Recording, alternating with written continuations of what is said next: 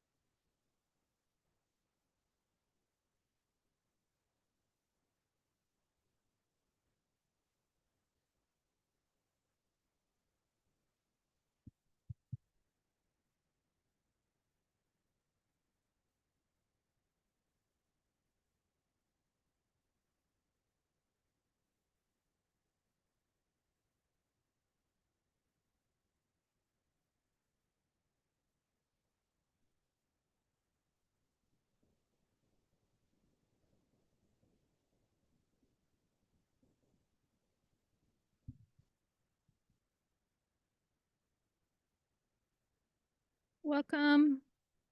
Can you hear me? Yeah. Good evening. Thank you everybody for being here today. It is 5:15 and I would like to call this public hearing to order. May I get a roll call so we can start this meeting?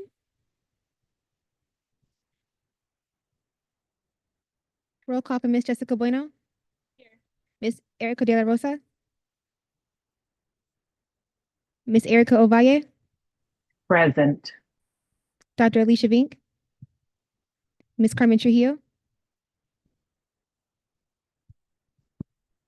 Thank you. With that, we have a quorum to begin our meeting.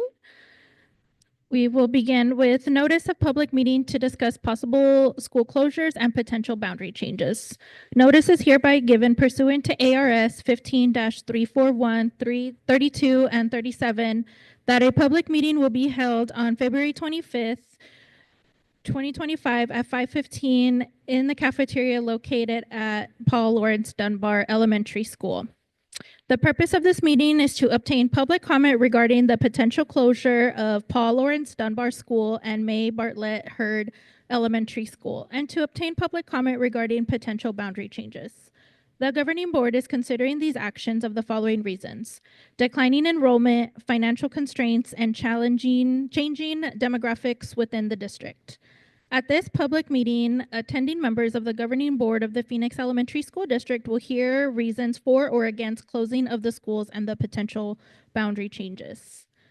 To make a public comment, communities may request to speak on agenda items during a meeting by completing a request to speak card and giving it to the board secretary at the meeting. The board president will call the names of those who ask to speak, and the time will be limited to 3 minutes at the discretion of the governing board. I believe we have a presentation first, so we'll begin with that. I'll pass it over to Dr. Gonzalez.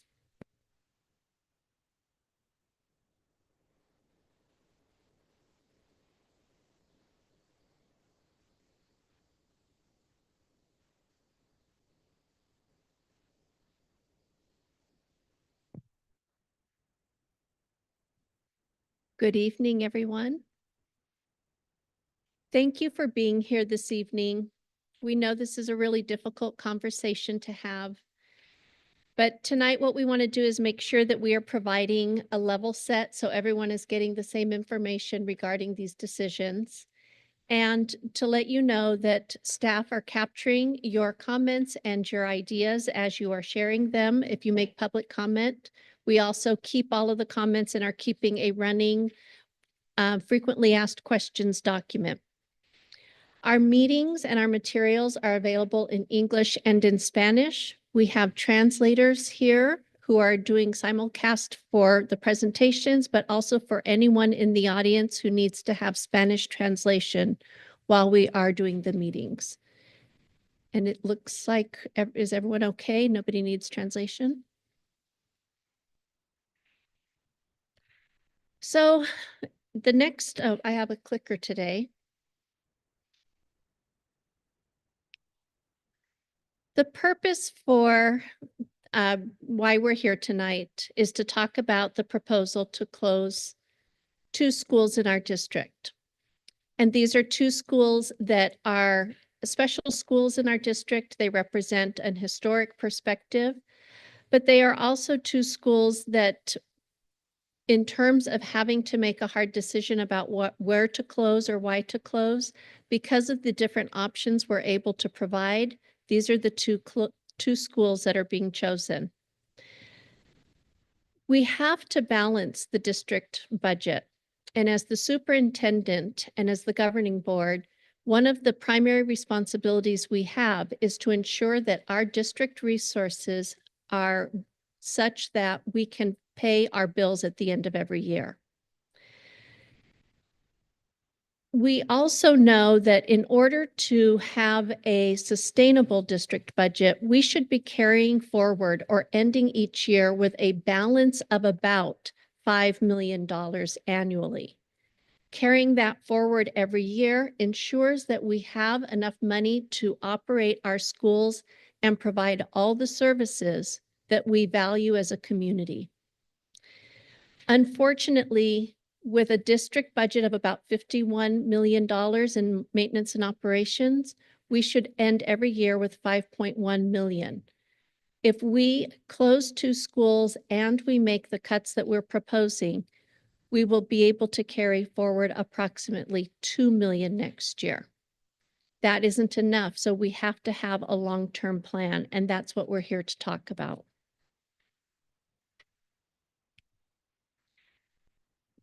Some significant data that we have to talk about. We know that the demographics in the area are changing. They've been changing for some time. And so we hire a demographic group who specializes in doing analyses of populations, looking at communities, birth rates, looking at the number of school-age children that live in the household, and looking at where those households are sending their children. And remember, in Arizona, we have a lot of different options for where to send children. These are the data that we're using as we look at this information and have to make these decisions. Our projected enrollment trends by 2033 are that we will lose about 14% of our students, or 652 students, between now and 2033. So in the next 8 years. We also know that there are school-specific trends that we look at with our demographers report. Substantial enrollment losses are anticipated at Dunbar, Heard, and Capital. And so these are part of the reasons that we're looking at moving the students from Heard to Capital or to Magnet, because that helps sustain Capital. It also is one of the reasons we're looking at moving Dunbar to Bethune, because we know that there are housing projects that are going to be built in the areas around Capital and around Lowell and Bethune that are going to bring more families to those environments. But we don't have that same opportunity for more housing being developed around Heard or around Dunbar.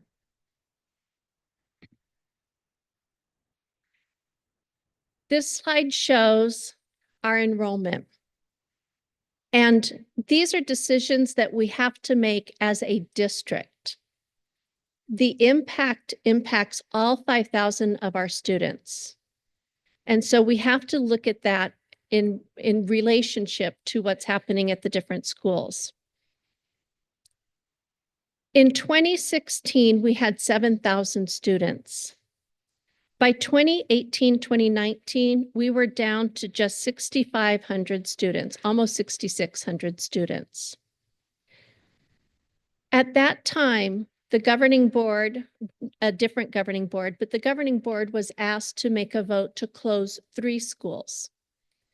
The proposal was to close Dunbar, to close Bethune, and to close Faith North. And Emerson, actually Emerson, not Bethune. Dunbar students would move to Bethune. Emerson School would be closed, and we would be able to, or not be able to, we would have to close Faith North. The reason that at that time, those were the reasons that were coming forward. We don't have the enrollment, our budget capacity is shrinking, and we need to make good fiscal decisions. But they didn't close the schools. We didn't reduce staffing, and we continued to lose enrollment. In addition to losing enrollment, we also gave our employees a significant wage increase so that we were making sure we're attracting the highest quality employees to work in our district. So we also continue to fund things that we do not receive revenue for. We continue to fund before and after school programming. We continue to fund full-day kindergarten when the state only pays for part of that. And we continue to fund preschool for all children. Those are all things that we value. We know that preschool is important to us because it makes a difference in children's lives. It helps to support academic achievement down the road. We know that before and after school is very, very important. In fact, last week I was at a meeting here at Dunbar, and the family said, don't get rid of before and after school care. We need that. We're working families. We have to drop our children off. I can't be late to my job waiting for the school to open. I need before and after care. We heard that loud and clear. We also know that full-day kindergarten matters. And unfortunately in our state, that's not something that's funded. They fund a half-day kindergarten program. But again, we know our families need a full day, and we also know it makes a difference in academic achievement. So on the next slide, we actually look at our budget. And what I want to point out to you is the red numbers at the bottom. This represents the deficit that we are facing if we don't make changes. And people have said, why didn't you share this with us earlier? We shared this with you as soon as we knew. People have also asked that we please delay the vote. Don't vote on this right now. But if we don't vote on this right now, we can't issue contracts to our teachers by March 17th, the day that all other districts in the state will be issuing contracts to teachers and to employees in our districts. If we don't do this now, we also don't give our families a chance to make plans. And what we want to have happen is whatever the choice is to sit down with each of the stakeholders and talk through what does it look like now? How do we design something collectively that meets your needs? So looking at 8 million, almost $8.7 million of deficit, that's alarming to me as a superintendent. And it's alarming to our governing board members because it means if we go forward with over $8 million in debt next year, we can't meet our obligations. We have to make tough choices. We have to make cuts in personnel. We've already started making cuts in spending, cuts in hiring. And we're looking at a very sad possibility of closing schools. One of the things that you'll notice on this slide is that this is our maintenance and operations budget. And it's really important that you understand in Arizona school financing, there are different pots of money. Bond money goes to providing buildings. It allows us to refresh buildings, to build new buildings. It covers the expense of the place that our children go to school. Maintenance and operations covers what makes our schools amazing. It's the teachers. It's the programs inside the school that our children delight in being able to enjoy. We can't use bond money to pay for programs and people. And that's where we have to make tough decisions. So as we look at the next slide, this is our maintenance and operations slide. And thanks to our communications department, I lost her. Nicole Baker and her team, they take complex spreadsheets and make them easy for us to understand. But if you look at our maintenance and operations allocation from the state, it's about $51 million based on the numbers of students that we have. This also includes $11 million from desegregation.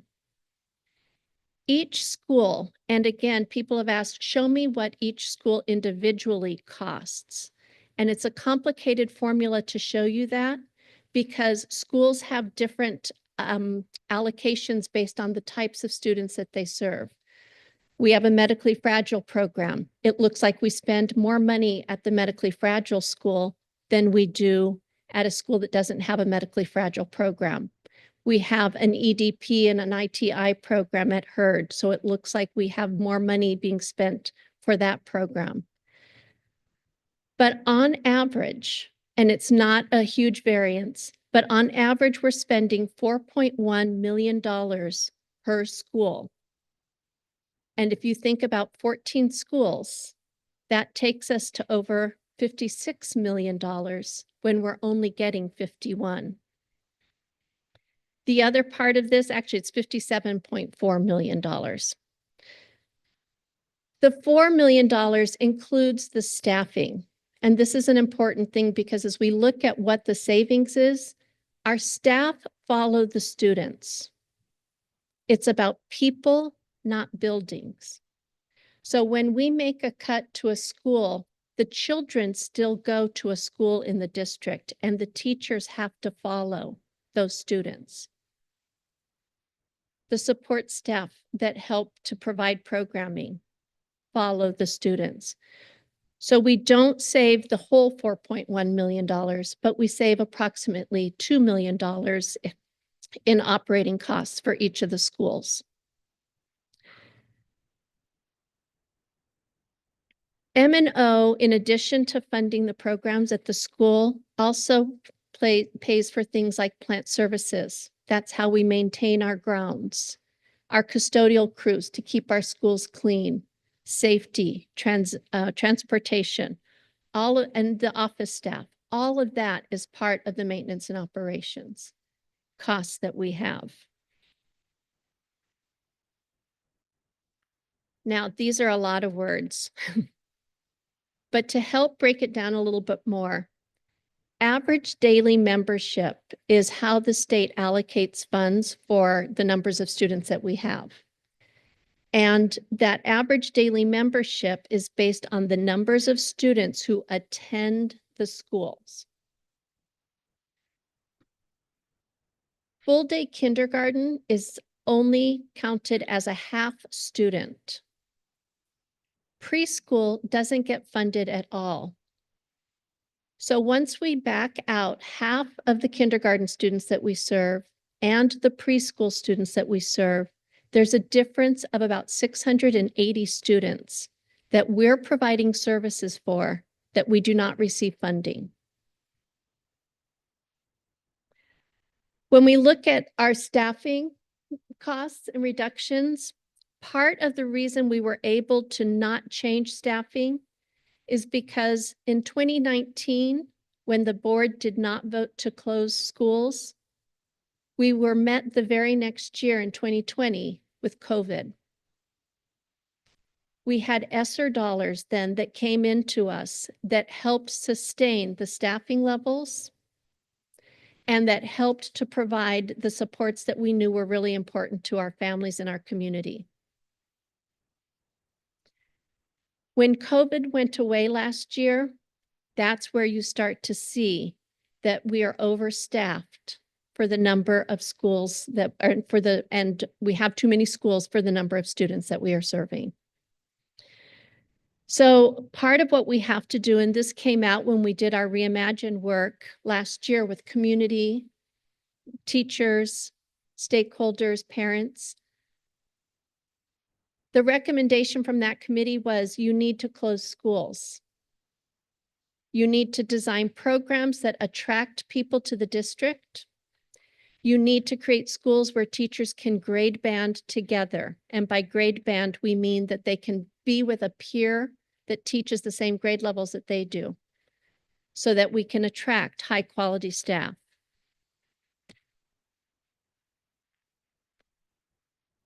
On the next slide, this is about understanding how the budget and school closure proposal works. Again, you have to know there are different pots of money. So one of the pots of money, when you look at the budget, it shows a K-3 reading grant. That grant goes to provide it goes to provide summer school and after school tutoring for students who are struggling in reading in grades K through 3. That money can only be used for that purpose. The other is desegregation. And desegregation was part of a federal act that said that the district at that time was not providing equitable educational opportunities in the neighborhood of Heard, which is why Magnet is there, and in the neighborhood of Shaw, which is why Shaw is where it is now. The district at that time, and it was 1984, submitted a plan to address that inequity. That plan satisfied the federal government's requirement that we make a change and start offering different programming. But when we are out from under that desegregation threat, the state then had to assume responsibility to continue the programming that had been designed in response to the desegregation plan. That $11 million is what that is. If we didn't have the $11 million in our budget, we would have an even bigger deficit than we do currently. We have, as a district, and it's one of the reasons I came to this district, we have prioritized what we value. We value preschool. We value a full-day kindergarten. We value smaller class sizes. We value schools that are filled with people who are highly qualified, who love their children, and who provide the very best for our children every single day. We can't continue to do that with the numbers of schools that we have. So, given the recent news, I know when we first brought this out, unfortunately, it was at the same time that we saw one of our neighboring districts go into receivership. And so one of the very first questions people have is, are we going into receivership? And the answer is no, not yet. We have enough money this year to pay our debts, but with declining enrollment, we are getting less funds. And we're reducing our spending, but the cuts that we have to make have to be substantial and they have to be long-term cuts. Otherwise, every year we're cutting more and more and more. And that brings us to Plan A. In Plan A, we recommend that we close Dunbar and Hurd. Remember, I said this represents about $2 million in savings from each of the schools because that is what the operating costs are minus the staffing that we pay. We also are making budget cuts of over $4 million. We also know that we have opportunities that can help us have leasing opportunities that will generate revenue. Some of those possibilities include ASU Preparatory Academy, the Ann Ott Center, Plant Services, Dunbar, and Hurd. And so people have said, well, what are you going to do? What are you going to put at Hurd? What are you going to put at Dunbar?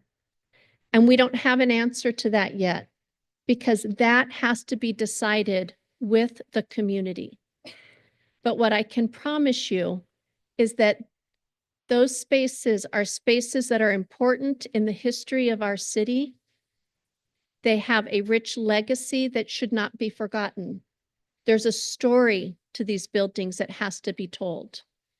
And whatever we bring to those spaces will be something that honors that history, that legacy, that tradition. And so Grace Court was a former school in the district. The Monroe School, which is now the Children's Museum, is a former school in our district. Police and Fire High School, Franklin School, was a school in our district. There are beautiful things that have come out of the closures of schools that came prior. And we can do beautiful things again and still provide great spaces for our students. But unlike those programs where we sold the land and the school, we have to find people who will lease these buildings and share revenue with us. Because it's that revenue that can be sustained over time and help us generate the kinds of programming that make it so that we never have to worry about whether we can afford before and after school care. We never have to worry about whether or not we have full-day kindergarten. We never have to worry about whether or not we get preschool for every child. we never have to worry about whether we can afford to bring the very best teachers to our district. Those revenue opportunities help us.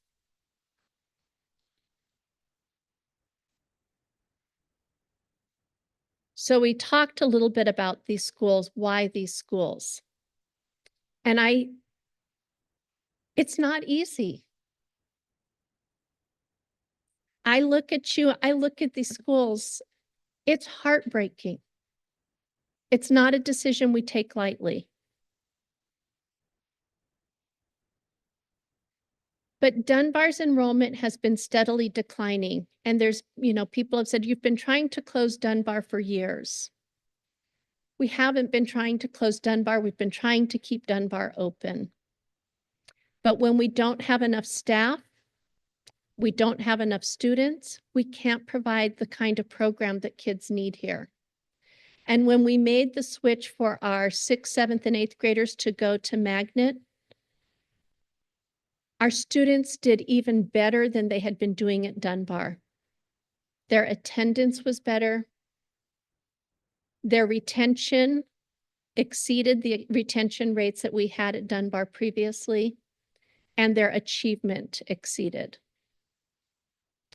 So we know we can make these transitions and make them work for our students. We know we can do this to make it work for our families so that our families still get what they need. At Hurd, we also know we have declining enrollment. And Hurd is unique because it's the only school in our district where there is another school less than 500 yards away that has available spaces for students who want to walk. We know that the city has no plans for more economic development in terms of housing around the Hurd neighborhood. But we do know that the city has big plans for economic development in the catchments that serve the capital area. We know that there will be more houses that are attainable houses in terms of people being able to afford them and start families. We work very closely with the Economic Development Office from the City of Phoenix. And that's why we've made these decisions, because we know that there's economic opportunities for families to live in those communities and to continue sending students there. But we don't have the same opportunities at Hurd and at Dunbar. So then we talk about what are the benefits to students? Why do this? How do students benefit? Because one of the things that we hold dear is that we always do what's best for our students.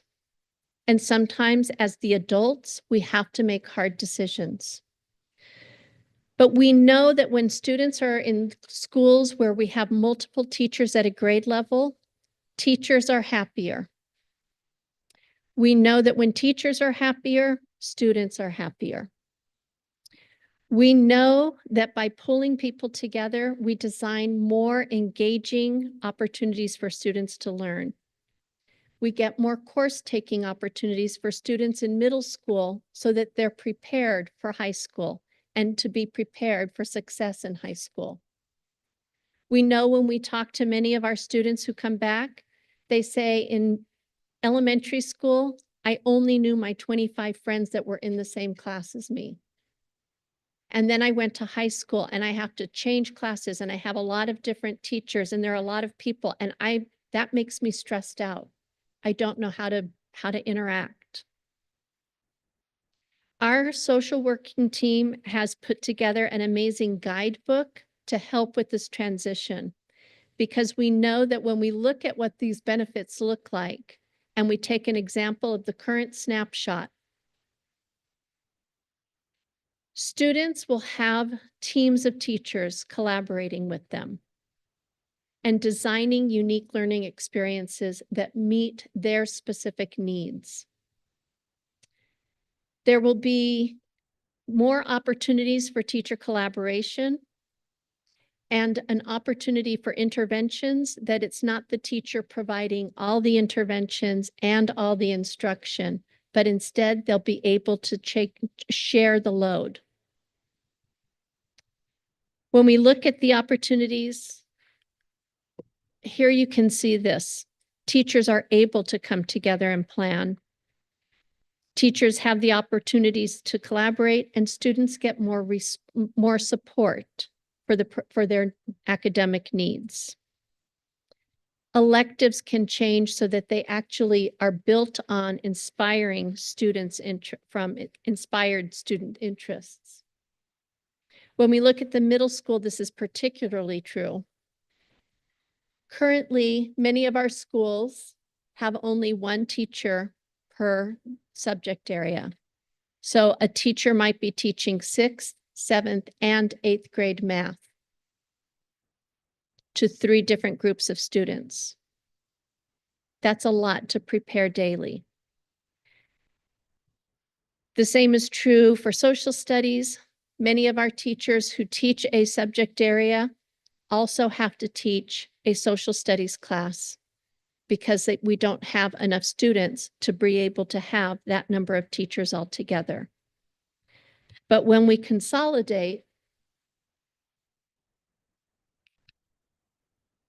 you can see that now the schedule changes and we have enough teachers at every grade level that they can specialize. And now we have opportunities for our students to take higher level math courses, higher level honors English courses, to do depth studies in social studies. We have more opportunities for teacher collaboration, and again, that support for students to meet their needs, academically as well as socially, emotionally. So Plan B is a stark plan because, again, we have to make bigger cuts in the first year, and then we have to continue to make those cuts down the road. But Plan B looks at cutting up to $12 million in the 2 years. And actually, this is an older slide because now we're looking at cutting perhaps $14 million in the 2 years. This is where we lose our preschool and our half-day kindergarten program. Because when you have to cut 30 teachers in the first year, and then you cut another 20 in the next year, we can't cut from the K-8 staffing. That's our obligation that we receive monies from the state to do. We have to cut then our preschool and our half-day kindergartens. It also then, that still won't be enough. We also have to find other places that we cut. And every year we're facing this cliff. What are the things that we have to cut? Because we won't be able to cut enough and sustain our programming. And we know that when we start to lose programs like before and after school, preschool, full day kindergarten, we start to lose families.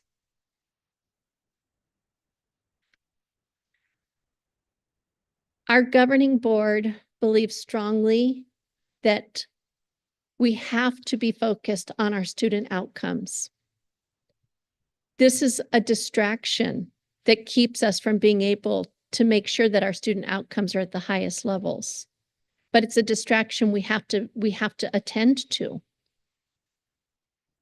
We have to make decisions. And if we don't close schools now, we are going to fail in living up to the promise of making sure our students are achieving at the highest levels.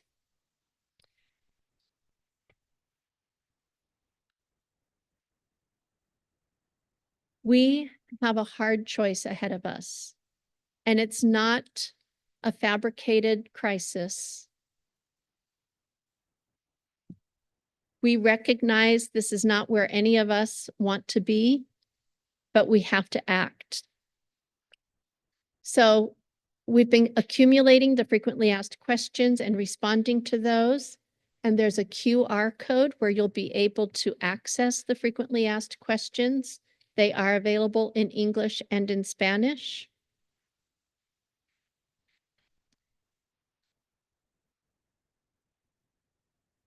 We do want to hear from you. We do want to make sure that we are including you in whatever the plans are next. But we have to make a decision by March 4th because our teachers need contracts, our employees need their contracts, and our families need time to make decisions. And we hope that our families will join us in making decisions about how to make the school that their children attend the best possible one for them. Thank you.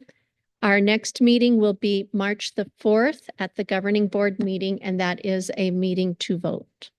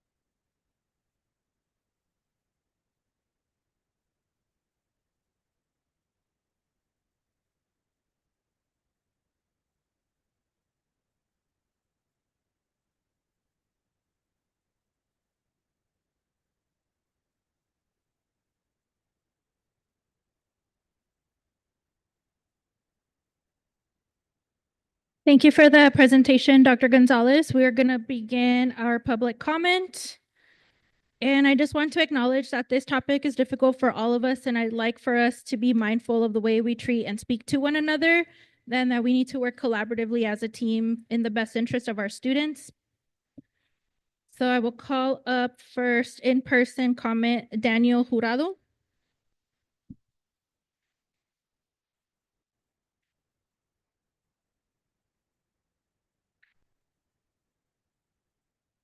Hello, my name is Daniel Jurado, and I am one of the current crossing guards here at Dunbar.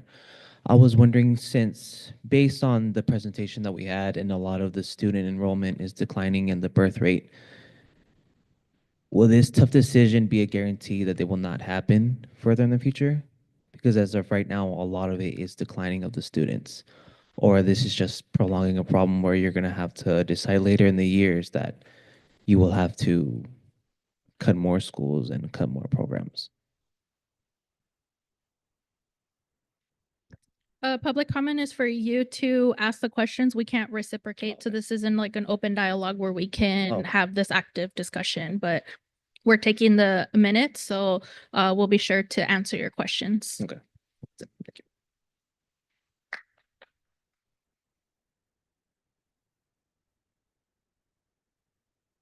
Next, I invite Kathy Munoz, followed by Mildred Fulbright Moore.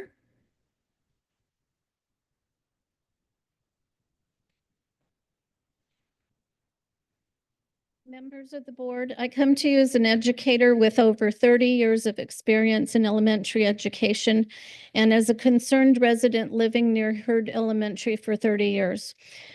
Board members, you are at a critical crossroads and have a golden opportunity to make choices that will impact the district for years to come. It is not Plan A or Plan B. If you should limit yourselves to deciding you need to adjust your thinking and look at new solutions. You're making projections in the presentation and are coming up with short-sighted solutions. Everywhere you look within the district boundaries, Phoenix is building new apartments, high-rises, and single-family homes. Instead of closing schools, focus on how to draw in the new students who are coming into the district. Land in Phoenix has become more valuable, but what we already have in place is invaluable. Our students, our families, and our faculty who are caring and compassionate professionals. Avoid the temptation of thinking that cutting Hurd, Dunbar, and ASU Prep will be revenue-making ventures. Are you in the real estate business or in the education business? Avoid the temptation to take what you think is a quick fix. It is not. You will never again get back the community you have created at these schools. You will be foolishly trading it and destroying your reputation. You will cause parents to distrust you and leave this district looking for their own new solutions outside of the district boundaries. That, my friends, is when you can begin to project declining enrollment, but not now. This is about pitting one school against another. Yet at these meetings, we will see that Faith North predictably sends people to say closing Hurd and Dunbar schools in the district are the best idea and pick Plan B. Other schools in the district are breathing a sigh of relief. It is not their school closing, not yet. But as you work to dismantle Hurd and Dunbar, who will be next? You have mistakenly overlooked the parents and the community in a rush to implement your plans A or B. Closing schools should not be the last resort. You work for the community, and yet you are not using us as a resource. You have ignored us. We are here to support and work with you. We have at least 1 or 2 more years of surplus budget. Do the hard work to save our schools and our communities. Please postpone the March 4th vote. I implore you to step back, take the time to keep the legacy of Phoenix Elementary alive instead of dismantling it brick by brick and school by school. Thank you.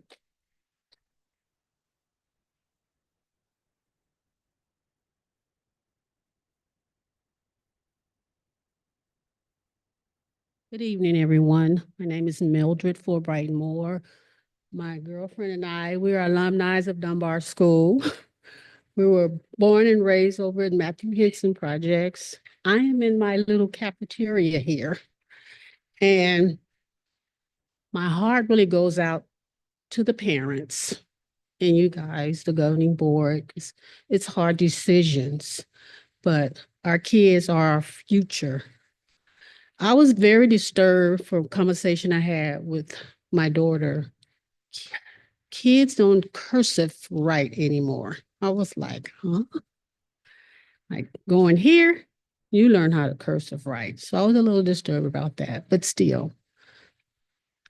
My heart goes out to all the teachers and the parents, because it's not it's not easy, but it's just something that has to be done and hopefully done properly for the kids to benefit from, because the kids are our future and we want the best for them.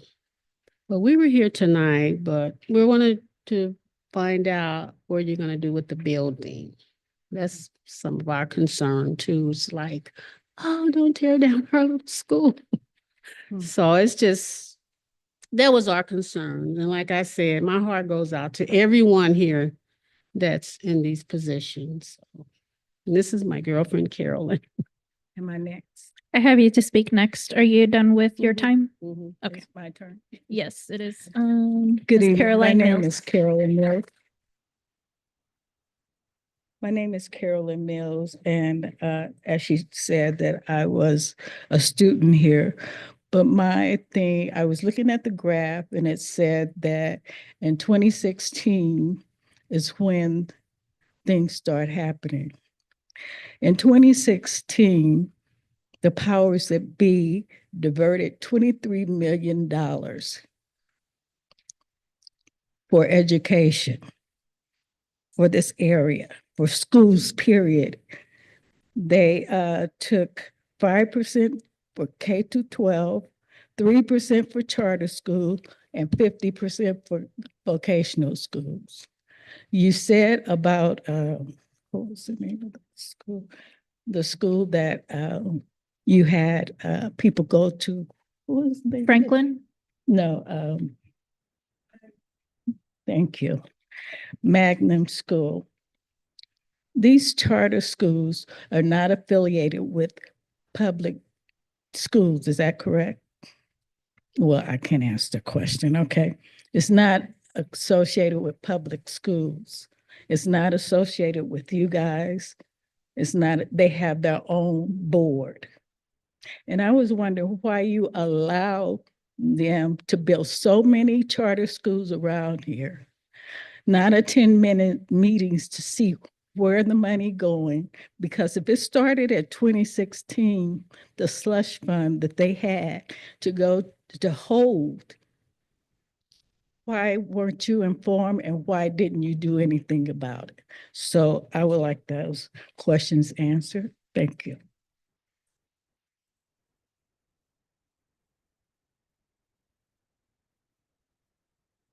Next, I invite Mr. Anthony, followed by Anissa Adam.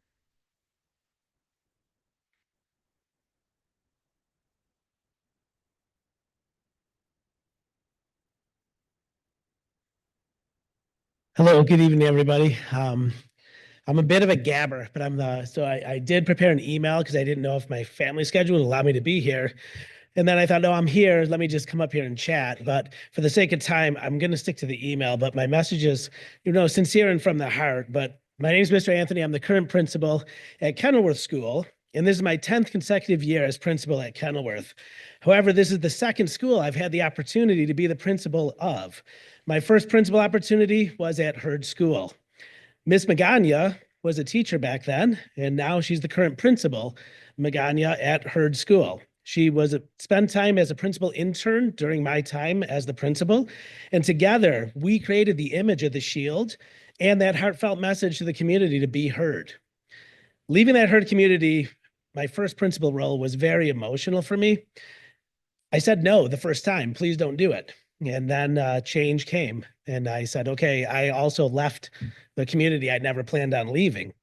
But I knew that it was a little bit easier for me knowing that Hurd School was in good hands with Miss Magana taking the leadership role and continuing the work we were doing.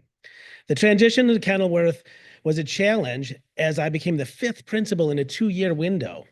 Many commented that I was lucky to be taking over such a cool building, but then would ask me, how am I going to fix a struggling school with being the 5th principal in 2 years? Something's going on there. So I found myself responding, hey, we can do this. We just have to teach Kenilworth how to be heard. And over the past 10 years together, the team at Kenilworth, they've gone above and beyond to make Kenilworth a destination school with a large open enrollment community from students all across the valley. Many would say that our current A+ School of Excellence Award is evidence that we've worked hard not only to be heard, but to be more than just a cool building. We were a cool school when I arrived there. We did much more in our work together. We became super cool. And that happened once we gained the trust of our families, the surrounding community. And here we are today, your super cool Kenilworth School. So what makes us super cool? We are proud of our historical building, but our school pride is much bigger than the building. We're proud of all the love and the commitments that our team brings to the school, the community, and all of our students. Next year will be the 105th consecutive year that Kenilworth School has opened its doors to the community. We love all of our students, the surrounding areas. We extend our love and an invitation for everybody in the Phoenix area and beyond to join Kenilworth School community. As a principal who had to transition from one school home to another, I extend all my compassion to all involved and all that are going to be impacted by your decisions and this current discussions around school closures. But I'm here today to extend an invitation to say we would be honored to have heard families continue to be heard at your super cool Kenilworth School. We would be honored for the Dunbar families to bring their dragon firepower to our super cool Kenilworth School. And we also want to extend some compassion to the ASU prep families that have voiced they want to remain in the downtown area. The super cool Kenilworth School is located not far from the current building that ASU prep is at. We have a historical neighborhood with easy freeway access. And so our invitation to bring their Sun Devil pride to our award-winning school is open to them as well. So my comment today represents the voice of our Kenilworth community. We all agree that we want to do all we can to help everyone know they have options to consider at the super cool Kenilworth School for enrollment. Thank you and good luck.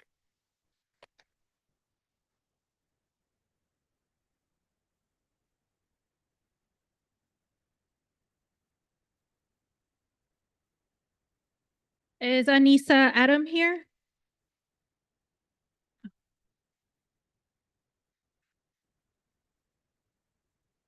And please speak directly into the mic. They're having trouble with the translation. Thank you. Sure. I'm a parent with a Dunbar family. 2 kids every day. My name is Natifa. I work 5 days. Monday to Friday. We just very, very needed the school stay on, focus on. We gotta drop off, pick it up and drop off after school and before school.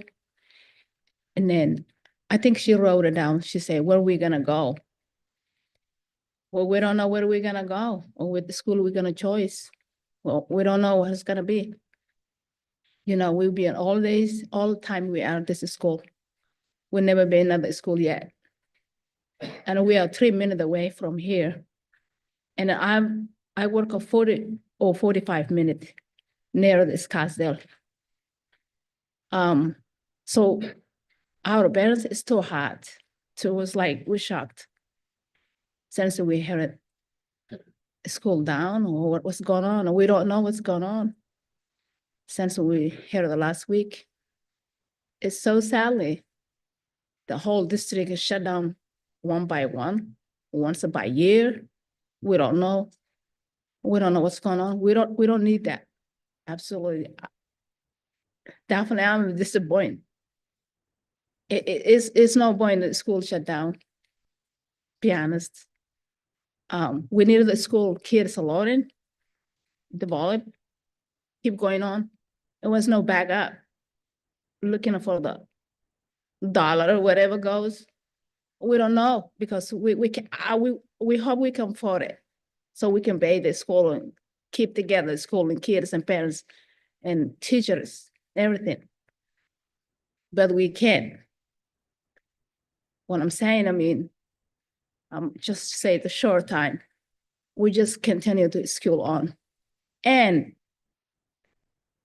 before the school and after the school, period. Because we don't know. It's all the school is effect. Once another coming another day, it's effect equals everything goes the same way. Cut it off and come it off by year and cut it off, and we don't know what to do. Oh no, we love that Dunbar school. They did a great job. Very, very good job. And YMCA, they're doing a great job also. So we have everything for the hand of the state and district school, all union. Well, we're gonna see how we're gonna help. We needed to stay on in the school on and program before and after. Thank you so much.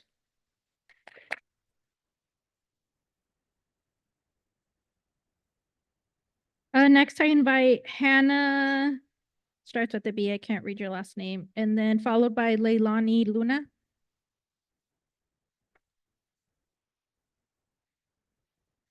Hello, and thank you for allowing me time to speak. My daughter, Sadie Vega, attends Dunbar Elementary School. She has been in attendance here for the past 4 years after my children and I left a domestic violence situation. This school gave my daughter hope and structure that she did not have prior to attendance here. I know many of us who are in attendance here today understand the historical relevance of Dunbar Elementary School. And I would like for you to remember and steadfast to that knowledge that this school came such a long way. Now, I'm lucky that I have the ability to be able to see both sides of the perspectives, because not only am I a parent that has a child attending school here, but I'm also a provider that helps families fight situations not like this, but very similar. I know that this is not just a Phoenix Elementary School district situation, it is a national one. With my, I guess you can say, double abilities, and I had the superintendent mention that preschool services are not funded. My question to you, if funding is such an issue, why not start Head Start? Head Start is a federally funded program that covers expenses for children birth to 5. On top of that, I do understand that Dunbar has all of its historical lineages here, including a basement. Have you guys ever thought, considering that Dunbar was considered a historical building in 1993, use it as an ability to have additional funding, such as a museum dedicated to the history? Basement. That's it, thank you.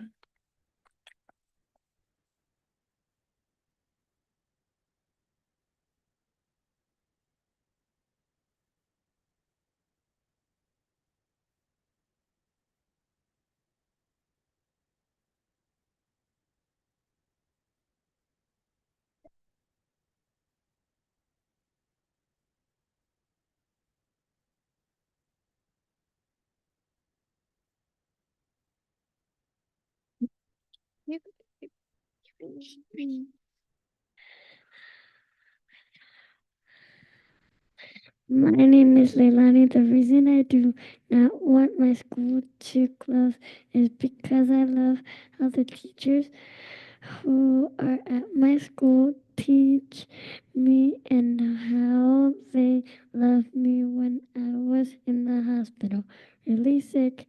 The teachers and Miss Magana would call my mommy because they wanted to check up on me. I asked my mommy and my daddy to sell my toys and some of my clothes to help pay for my school. Thank you. God bless you.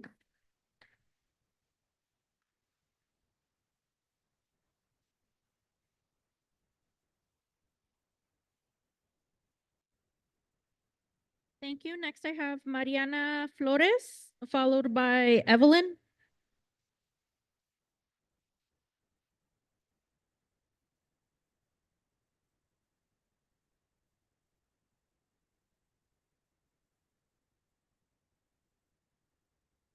Good evening. My name is Mariana Gonzalez, or you can go with Mary.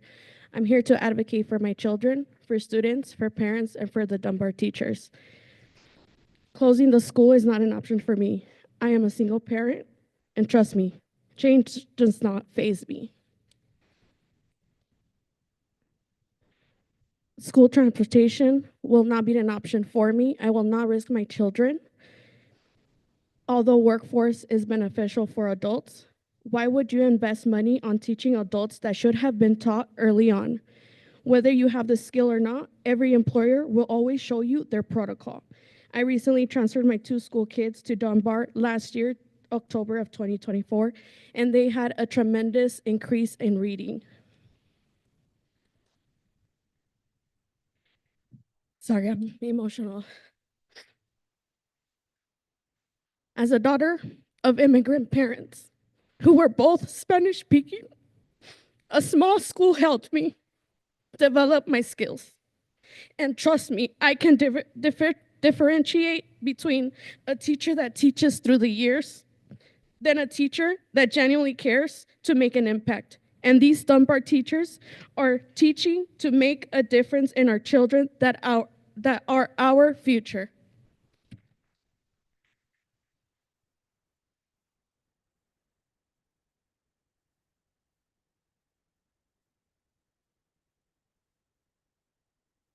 Good evening, everyone. A little tall. Okay. Perfect. Okay. Can you guys hear me okay? No? Like this. Okay, perfect. I'm honored to stand here today and share the incredible impact that preschool has had on my daughter. As a parent, there's nothing more rewarding than watching your child grow, learn, and develop confidence in themselves. When my daughter first started preschool, she was bright and curious, but like many children, she was still learning how to navigate the world outside of our home. In just a short time, I saw remarkable growth in both academically and socially. She has developed a love for learning, coming home each day excited to share new songs, stories, and even fun facts about letters and numbers. Her vocabulary has expanded, and she now asks the most thoughtful questions that sometimes I just have to pull a YouTube video out and show her what she's asking me because I don't know how to explain it. Beyond academics, preschool has given her the confidence to express herself, make new friends, and embrace challenges. She has learned the importance of sharing, teamwork, and patience, skills that will serve her for a lifetime. Seeing her engage in group activities, solve problems on her own, and show kindness to her classmates has been truly heartwarming. I also want to recognize the incredible teachers and staff who have created a nurturing and supportive environment. Their dedication, creativity, and patience have helped my daughter develop not only intellectually, but also emotionally. They have fostered her independence, resilience, and love for learning, and for that, I'm deeply grateful. As parents, we all want the best for our children, and I can confidently say that preschool has been one of the best decisions for my daughter, my daughter's early development. It has given her a strong foundation that will carry her through kindergarten and beyond. I look forward to seeing her grow, knowing that this experience has set her up for success. Thank you to everyone who makes this program possible. Our children are thriving because of you. Thank you.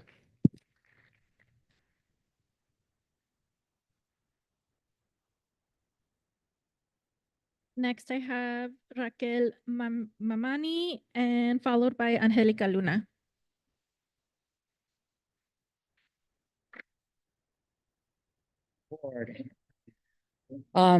Good afternoon. I ask you to just give me a little grace. I literally came from the dentist's chair to here because it's so important. My name is Raquel Mamani. I am a teacher.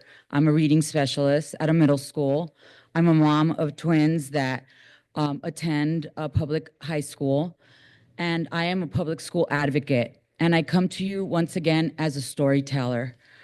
Save Our Schools Arizona has been tracking these school closures, not only in Maricopa County, but across the state. And we know, as was mentioned before, that this is not something that is just happening in Phoenix, in Maricopa County, but it is part of the privatization plan that is a national push.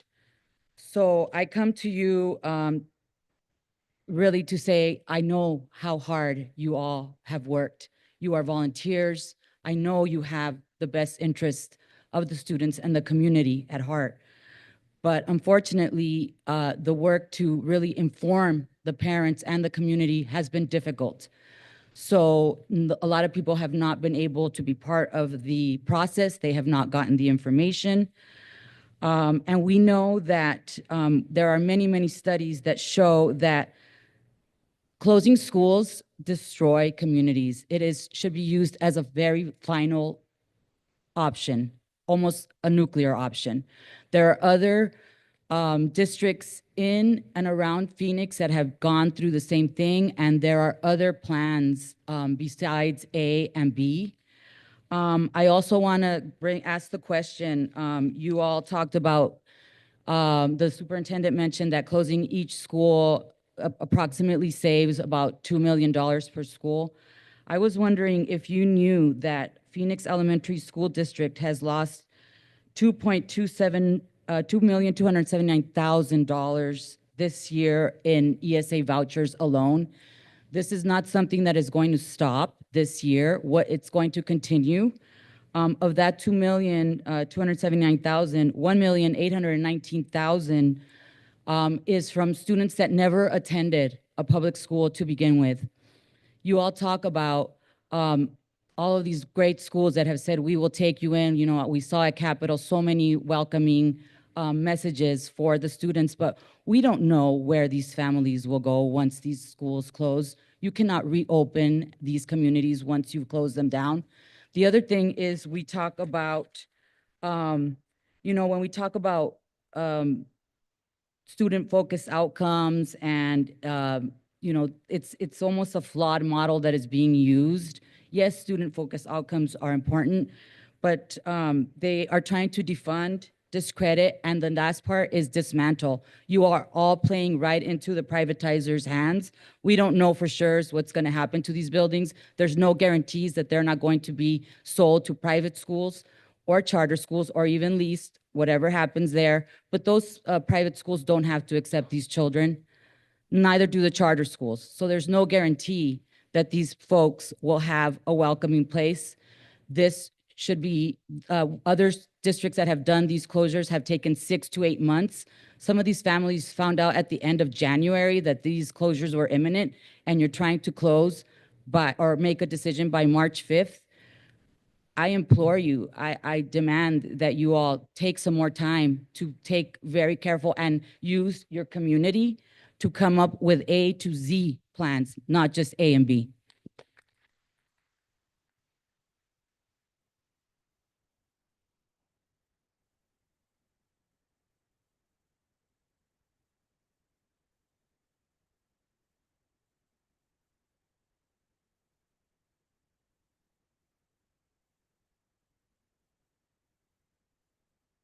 Okay, so I'm reading a message from a student that went to HERD.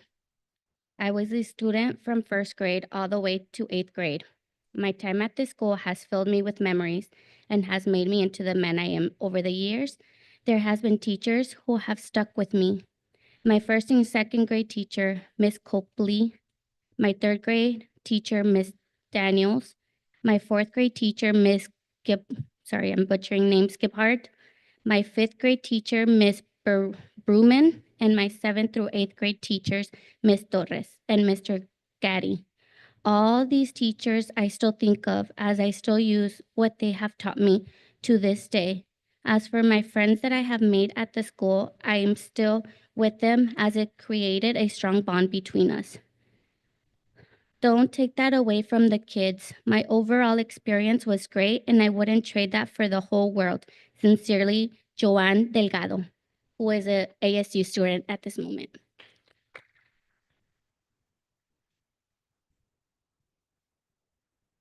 Next, I invite Miss Charlotta Coleman Miller, followed by Chris Steele.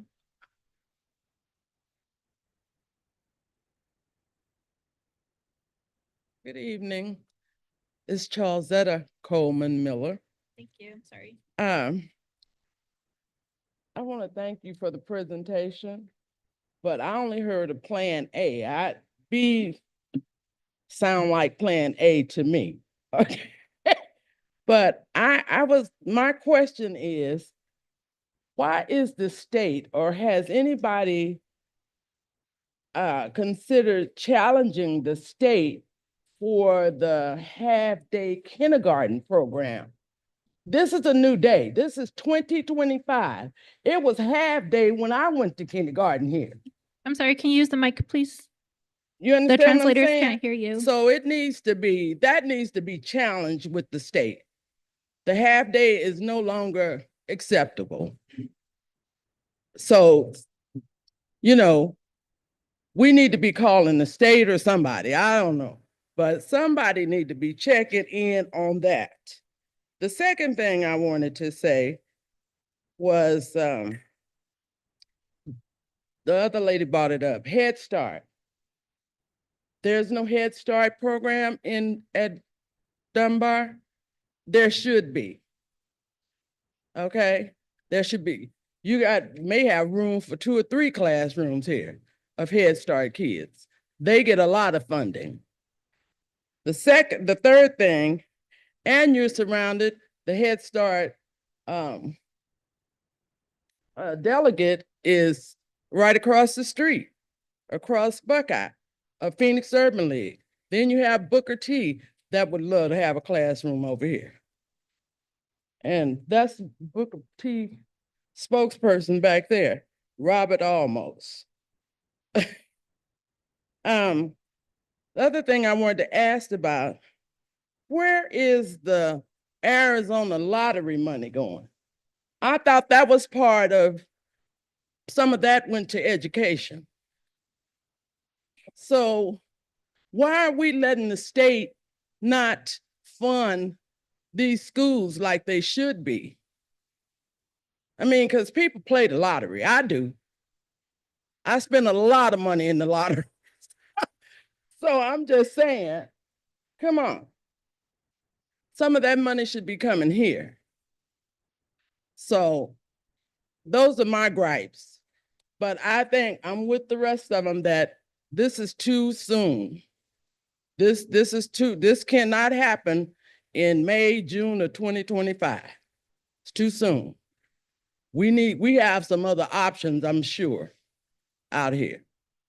We just need to find out what they are and where the money is. Because this school here is a historical school. It's been here over 100 years. Come on now.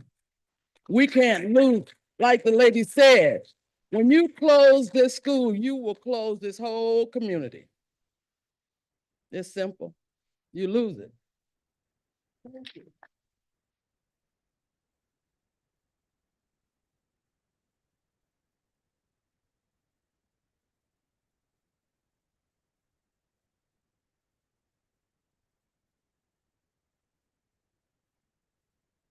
My name is Christine Deal. I am a 26-year resident of Westwood Village and Estates and a retired realtor of 25 years. Last Saturday, I spoke to you, but was cut off because time restraints, so I'm finishing my speech tonight. Hurd School was constructed in 1951, not 1970. By Westmeyer Construction Company. It was located in Maricopa County, not within the city limits. So Westwood students were being bused to Alhambra High School, 2.5 miles away, which was badly crowded, and they attended double sessions. In 1952, several residents petitioned the school board to annex Hurd Elementary into the city limits, so their children could attend school within walking distance, thus making Hurd School part of our community and a landmark. Without an elementary school in our community, real estate will be devalued, and potential buyers, especially families with young children, will see this as a significant drawback, and many will be less likely to purchase homes here, potentially lowering the demands and prices of the homes in our area. Sure, we do have another elementary school in the neighborhood, Magnet Traditional, which was built in 1970 next door to Hurd. It is also a K through 8 grade school. However, Magnet was created to promote racial integration and is a diversified school offering a special curriculum that does not meet the needs of a lot of our neighborhood students. Magnum has school students bused into different schools around the area, and they have restricted accepted policies. Not all Westwood students can qualify or fit into this environment. Please postpone your vote on closing the school. Don't close Hurd, and let us keep our community and landmark intact.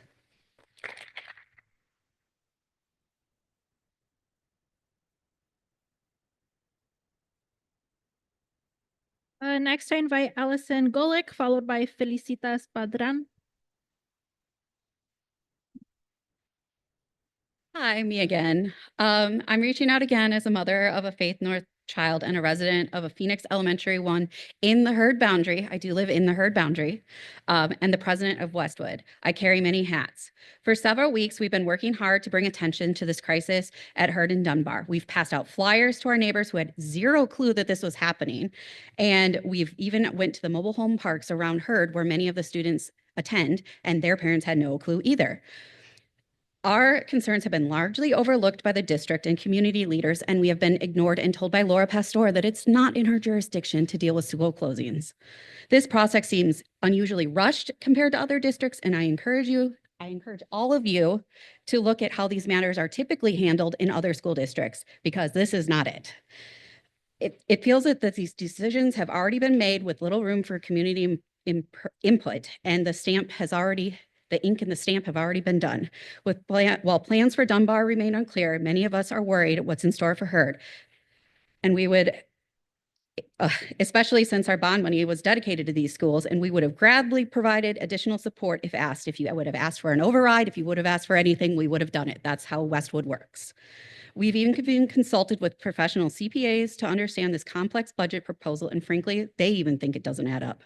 The district is warning that closing these schools will help cover 14 or 15 or 16, it changes every day, by saving $2.1 million to close these schools, but yet fearmonger about eliminating preschool programs that only cost $565,000 and sports that only cost $55,000. There are clearly better solutions than closing schools or threatening essential preschool programs. By pursuing these cuts, we risk selling out over 600 students for an uncertain future. Together, these two schools serve over 600 vulnerable students. Over 95% of the students at both of these schools are on free or reduced lunch. 20% of the district's unhoused students reside at Herd, and more than 30% of Herd is made up of English language learners. These are the very students we must stand up for. They deserve to remain close to home. Carmen, you are a social worker and a person who has worked with marginalized communities and understand the importance of Arizona's education system for community well-being and student success. You know that these changes will be harmful to these students. As for Dunbar, to label it as declining enrollment and then to close the school rich in Black history, especially during Black History Month, is both heartbreaking and diabolical. Dunbar deserves better, and so do the children of Herd. I feel I'm shouting into a void about this potentially devastating impact on these proposals. Our children deserve a chance at success without being uprooted from the communities that they love. Many of these students may not only leave the district, but they may leave education altogether. Many of the students at Herd have to be near Herd because they need to be home to take care of their families. That's what it is. If they have to leave the school, that's what happens. They'll leave education altogether. Many of the families in our neighborhood are wanting to relive our 1952 history and petition just to leave the district and go elsewhere. Our heritage represented by May Bartlett. Thank you.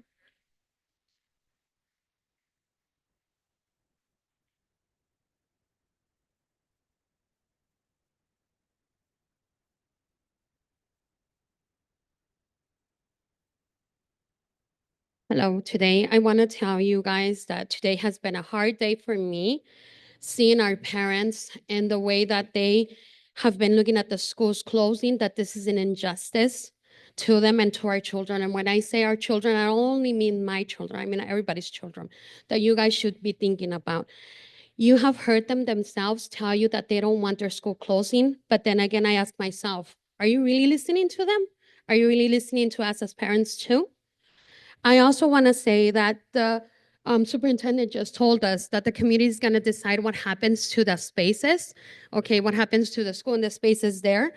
You didn't tell us anything until you thought of, okay, we're going to close them. This is the decision we're going to make. What tells me that you are actually going to take us into consideration later on, telling us that the community is going to decide what happens to these places, okay? Also, I want to mention and say that if you knew of what's going on and you had the monies and the accounting on your side, why is it that we didn't know it sooner than now? Why is it that you're not giving us the opportunity to be able to see what really is going on with the funds? And why is it that we're not getting clear answers and we have to wait for those answers and you're not answering them? I have been here, this is the third time I'm here, and I have not heard any of the answers that I have asked before answered at all. So I'm asking that you answer those questions, not only to me, but to the other parents as well in our community. Also, I do want to mention and say that the schools need to stay open. There's other ways of having them being open, and that you can find a different form of way of getting those income to be able to continue having our schools open. So our children need those schools open as well as our parents do as well. And so I would like you guys to please take into consideration and think about your jobs that you guys have and the reason why you guys are where you're at.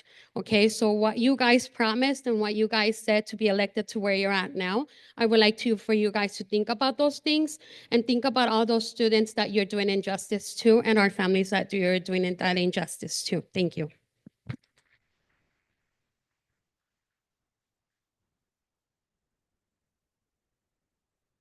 Next, I invite Lena Des Plaines, followed by Paul Booth.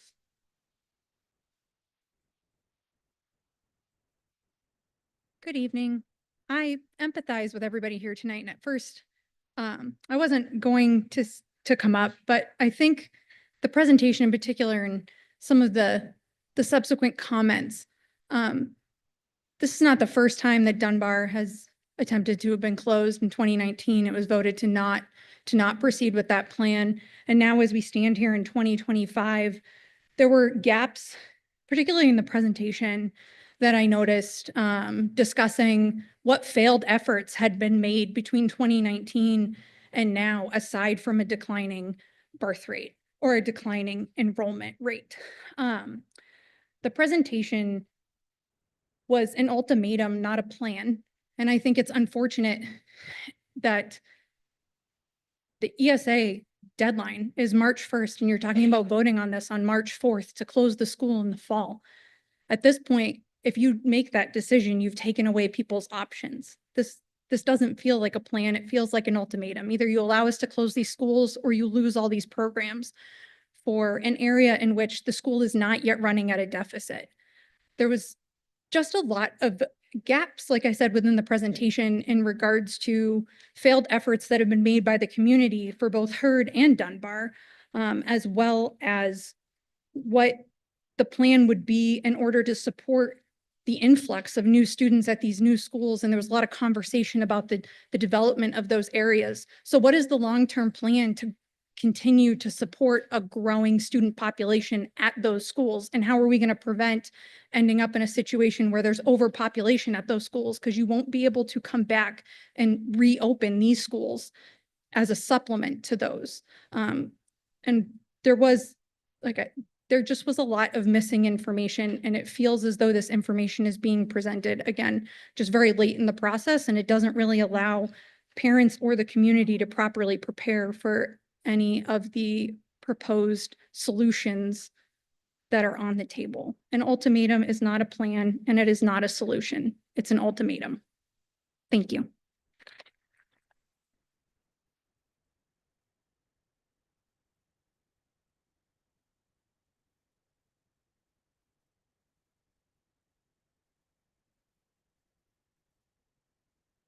In a few short weeks, I've gathered over 900 signatures on a petition to save our schools, and that's how much it means to these people. So I just want you to keep that in mind as you make your decision. This district needs a chief financial officer hired and involved in these plans before making such an important decision. We haven't had one since last year, and it shows. The superintendent said it is too hard to show us and the board the numbers of each school. If it's too hard, maybe you're not the one for this important job. Closing schools is usually a permanent and leaves a devastating impact on students, parents, and communities. Dropping back to half-day kindergarten and reducing before and after school care, that is temporary. That is not permanent. And those are luxuries that, unfortunately, if we can't afford it right now, we can't afford it tomorrow with the situation that we're in. And more schools are going to close. We could look at sliding scale. You know, no talk of that, no creativity, no talk of cutting admin costs. That's interesting. As a mediocre white man, I don't know if it is my place, but I'm going to bring up an uncomfortable and what I believe to be truth. The desegregation funds are being used to segregate us. Shaw is 30% white year after year after year, going back to 2017, in a district that is 6% white. Many of these are out of district parents that bring in their kids to take advantage of our free after-school care, our great Montessori preschool and kindergarten program, and like lower elementary school grades. that we can't even get in if we live next door. Okay, so like, that's not what the purpose of these funds were for. You know, it's cut in half between that and Magnet, $11 million. That's not, if that goes away, it doesn't hurt Hurd or Dunbar. We don't see a dime of that, and neither does 10 other schools. And you look at the numbers, like Shaw is only 42% reduced or free lunch. Dunbar, 98%. And we're closing Dunbar, like, come on. And Hurd, 95%. English language learners, only 3% at Shaw compared to 22% as a district. Magnet, the other school, gets all the money that's right next door to Hurd, only 10%. What is going on? What is with these wait lists and these lotteries for these two super schools that get all the money? It's not divided amongst the rest. I grew up in a middle class neighborhood in Kansas, and we did not have free preschool. We did not have full day kindergarten. We did not have free before and after school care at all. We never closed schools, and we turned out okay. You know, there are alternatives for those things, and, you know, I support the Capital neighborhood. I have no ill feelings towards them. I want the best for the unhoused. They live on my street on Mulberry on the end of the corner. They've been there for 4 years. They go through our alleys. I've set up a group of volunteers where we clean up the alleyways. When they dig through our dumpsters, we don't force them anywhere. We accept everyone and they go to our school. Hurd is only like 5% white. So like, I don't understand, like, we are on the same side. You know, look at where the money is going, the desegregation funds, please.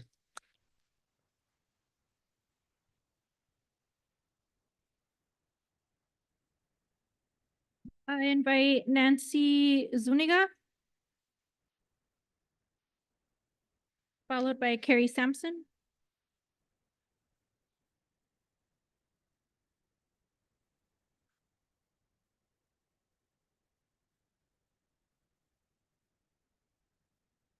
Buenas tardes. Ok, voy a hablar en español. I'm going to speak in Spanish. Yo estoy aquí, I am soy here.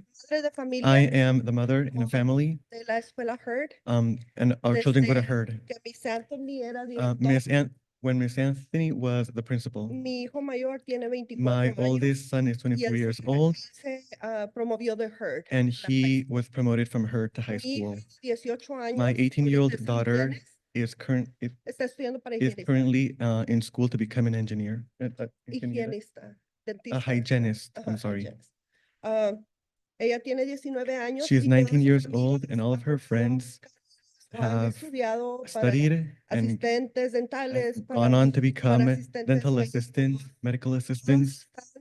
Formando una They carrera are en sus all, vidas, gracias a la escuela Hurd. they have all gone on to academic careers thanks to Hurd. Como madre, yo quisiera As a pedirles que mother, piensen en los I am niños. asking you to Aquí think of the tengo un hijo children. de 7 My años, 7-year-old son is here.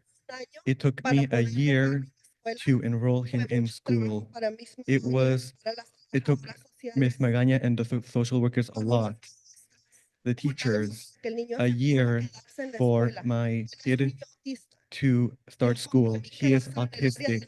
I bought my school in the Hurd area so my children could come and receive that education in the school I have always trusted. Para poder Now, dejar a mi hijo en la a escuela, year me dicen to que drop van a my kid cerrar. off and you're telling me that you're going to close the school? What's going to happen to my autistic child? Se pueden imaginar Can you otro año imagine para poder another year to enroll him in another school, to get to know other social workers, abrir todos esos to programas que open están ofreciendo all en of su escuela. those programs that are being offered at that school?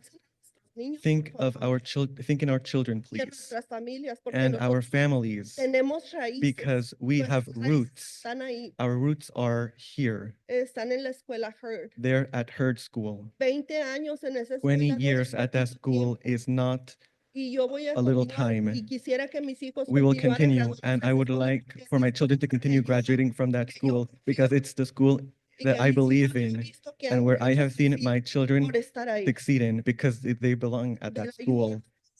todo lo que Thanks to los the help maestros han hecho por from ellos y programs directores and de esta escuela. what the teachers and principals have Por done favor, for that school. escúchenos. Please listen to them. Gracias. Thank you.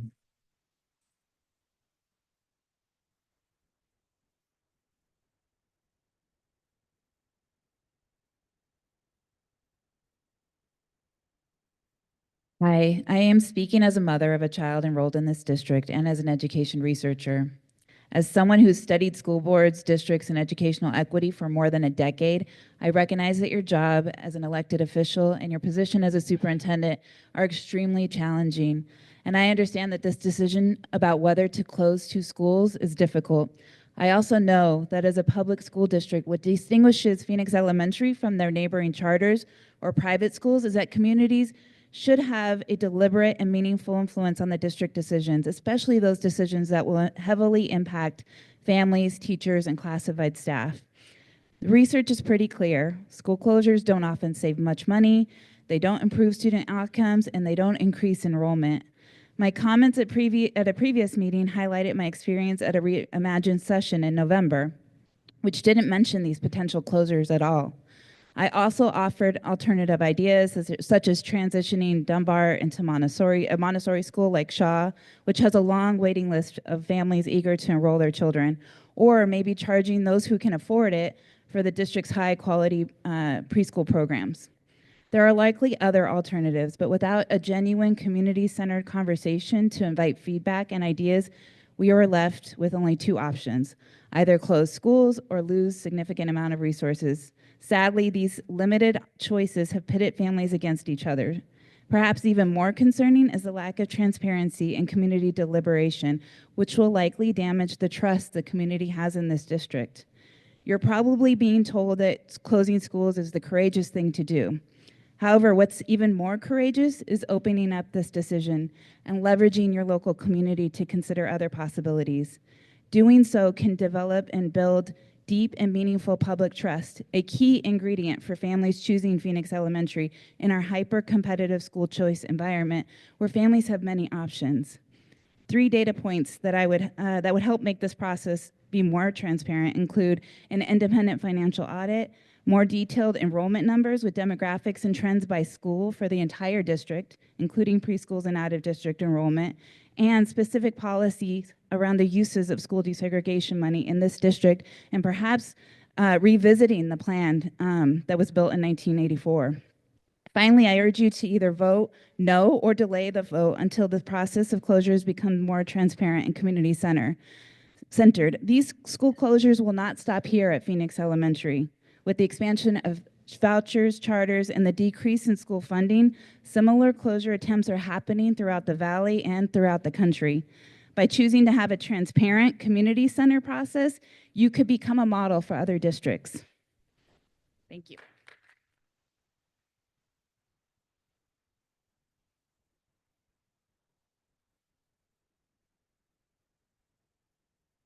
Next, I have Ana Garcia.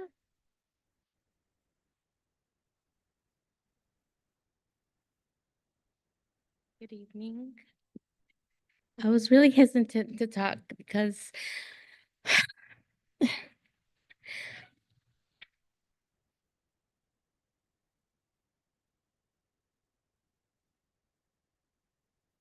sorry, my daughter's name is Ellie Garcia. We live in the Matthew Henson Apartments. I've lived here for 18 plus years. My son, who is Dunbar's crosswalker, he went to Kenilworth 1st through 8th. I tried a charter school for Daniel when he was young because smaller classes, they were going to do better. He did not do better. I had to put him into Kenilworth. I was the best decision I ever made. So now I have Ellie. She's 9 years old. She's a 3rd grade here. I was reading their school changes table, Talk for Families, which says validate their emotions. You guys aren't validating our kids' emotions. It also says, let your child know it's okay to feel nervous and excited. When I mentioned to Ellie she was going to change schools, she asked why. I let her know a little bit about the money. I don't know a lot about the money situation. I feel like you guys didn't give us a choice. You guys sent a letter home saying, Dunbar is going to Bethune, Hurd's going to Capitol. You're choosing for me. I changed jobs. I am proud to say I work for the Phoenix Elementary School. I'm a bus attendant under special needs. I am relied on having my daughter come to the morning program here at wake her up at 5:30 in the morning so she can get ready, so my son can bring her to school. She depends on coming every day to school. I live just right behind her. There's not going to be a program that's going to get my child at 5:30 in the morning. I have to be at work by 6. Change is very difficult for our kids. As an adult, I can say change is very difficult. I changed my work so I can accommodate my daughter. And now this happens. So now it sets stress on us to try to see what we're going to do. Because you guys are telling us your child's going to Bethune. Why is my child going to go to Bethune? We can still do something here. All the families, as long as we get all together, we come together. You see us, we're here. We're all here. And that's not even half of the families. When you guys separated the kids from Magnet, oh my God, the big decrease. You guys split families. The kids that going to Magnet, now my daughter's friends. I wish I can see so-called friend. She had to leave the Magnet because her brother got sent to the other school. 7th and 8th was here. I was relying on, okay, cool, I'm gonna live here. I get to work, I don't have to worry. By the time she's in 5th grade, she's gonna be able to walk home. Now I'm gonna be worried. She's gonna go to a different school. She doesn't do good. And with change, it's not good for kids. You guys say that it's good. You guys give us all these numbers and speak so good about, it's good for their change and it's good for this. Let's do something here. Let's get some programs going on here. All the community, as long as we come together, we will. You got some great freaking teachers here. Amazing teachers. Kindergarten through 5th. That was time. Thank you.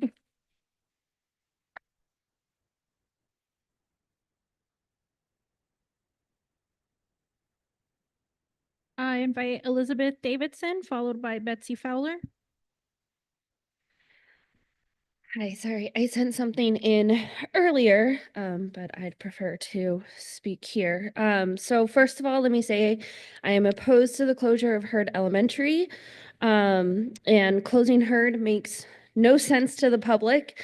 And honestly, as was brought up by a few people, it just seems targeted to some of our most sensitive demographic of children. As was stated, over 95% receive free or reduced lunch.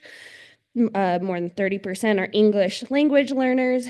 And you really think the best option is moving those kids to 16th Avenue and Van Buren, where other parents have talked about like crying, talking about the increased crime rates and registered sexual offenders in that area. Believe it or not, families do choose to live in the surrounding neighborhoods of Hurd Elementary for a reason. We do have members in our neighborhood that is almost 1,000 homes, both that have lived there for 20 plus years and for the last 5 years working together. And we have hosted multiple community events the last few years. And the thing that keeps gets brought up time and time again is how many families have moved.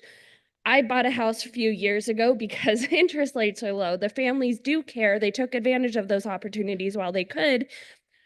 Our highest event is the balloon people and the face painters because of how many kids are about 5 and under. So these families, we bought houses here planning to send these kids to this school.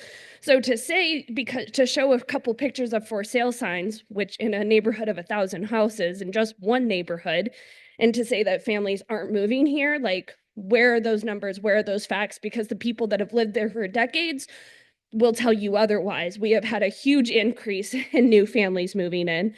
I think one number at one point was like 25%. That's 250 new young people buying homes. So superintendent saying that families are not moving into those areas just doesn't seem true for those of us living it. Secondly, how is this board supposed to vote on something when you do not even have all of the detailed information?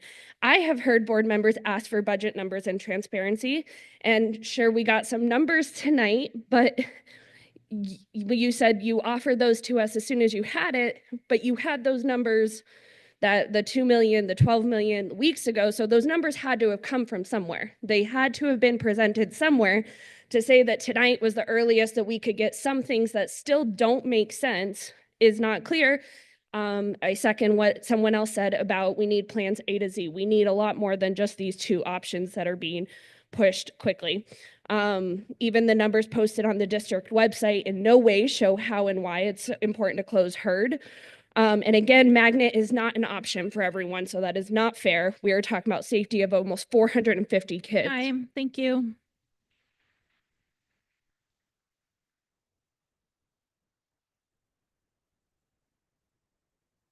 Good evening. My name is Dr. Betsy Fowler, and I serve as the head of schools for ASU Prep Academy. Having attended the last few public hearings you've held about the potential school closures, it really stands out to me how important these schools are for the people who live in our communities. Yes, they are learning institutions, but they are also centers for experience, connection, safety, and hope. And the thought of closing a school is scary for students, parents, teachers, staff, and members of the wider community. At the same time, I do understand the district is facing significant challenges, including declining enrollment and budget constraints, and that you are working to make the best decision possible for students and families. Ensuring that all voices are considered in this process is essential. In that same spirit, ASU Prep staff, students, and families would welcome a similar opportunity for open dialogue regarding the future of our school's lease at the 7th Street and Fillmore. A revised lease agreement could bring valuable financial benefits to the district. On the other hand, if the lease is not renewed, it would, in effect, force the closure of another school, disrupting the education of hundreds of students and affecting families in the broader community. What is definitely true is the value of open, transparent discussions that give voice to those impacted. By continuing discussions with ASU Prep to find a path forward that meets the district's needs while preserving educational opportunities for students, will achieve that very thing. Thank you.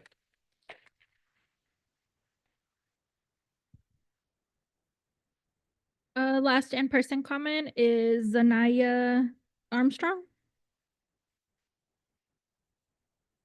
Actually, my name's Zena, and I'm a single mom. I'm new to the neighborhood, and this school really means a lot to me and my kids. I'm from Minnesota. I moved here to give my kids a better life. I done bounced around Arizona. I've been here for 5 years now. I've been bouncing around for Arizona. This is the first neighborhood in schooling that I actually brought my kids into and was like, I'm comfortable. I actually just got my CNA, and I swear to God on my kids, man. I asked one of the teachers here because I couldn't pronounce not one word from the vocabulary. I asked one of the teachers here, you know what she did? She took time out of her day to help me, to show me how to pronounce the words. And guess what? I passed with an 87%. So this school means a lot to us. It's not just our kids, though. You get what I'm saying, though, babe? It's us too as parents, though. We reach out to them for pencils. I come up here for pencils. You know what? They give me pencils. I got pencils to sharpen. She like, no, here go a pencil sharpener. It's the small things that matter to some of us, though. It's not about the building, because what are y'all gonna do with the building if y'all did close it down? Because I have a kid that just got out of high school. Guess what? And they didn't give her all the tools that she needed. Far as wise and just living on her own, being independent. She don't know how to get a housing. Ain't no housing around here for her, especially for the next generation. If y'all gonna set these kids up, get these kids up out of school, make sure y'all set them up for success, though. Don't just put them out there. Just go to this school, they go to that school. Some of us can't even get our kids to the school, though. So then guess what? Here goes some more stuff going on. Now we got to deal with court systems now. Now we got to figure out this. Now we got to figure out that. When we really just trying to get up and get ahead, though. This is gonna push a lot of us back, though. This is gonna affect a lot of us, not just the kids. It's gonna affect us as parents, though. So I really hope y'all take that in consideration, though. It's not even, I left work early just so I could make it here. I swear to God, man, this gonna really hurt me because I'm by myself out here. I have no family here. So this is really, I swear to God, I pay more than what I could afford. I work 2 jobs just so I could afford it, just because this school right here is perfect. My son gonna play basketball over here. Then if she transfers schools, guess what I'm gonna do? I'm gonna have to move. Because I gotta adapt to my situation. I gotta make my situation better, though. So I gotta move closer to the school so that my baby could get to school. Then I gotta figure out my son basketball. Then I gotta my oldest. It's gonna be hard, though, y'all. Y'all shouldn't do that to us, though. At least give us a couple years to figure it out, though. Y'all ain't try to do no fundraising or nothing. Y'all just tell us y'all gonna close the school down. That ain't fair.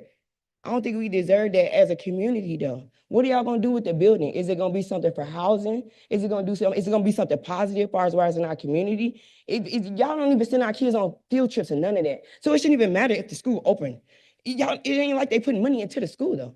These people take money out their own pockets for our kids though. And I know this for sure because I am a parent and I'm involved. So I know they take their time out for us as parents. Y'all shouldn't do that to us though. It's gonna affect a lot of us and y'all gonna see even more people on the streets. And it might not just be me you see, you might see my baby on the streets or they kids on the streets or your kids on the streets.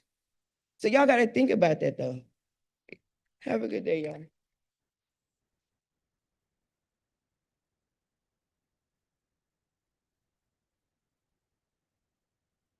And now we'll transition to electronic comments.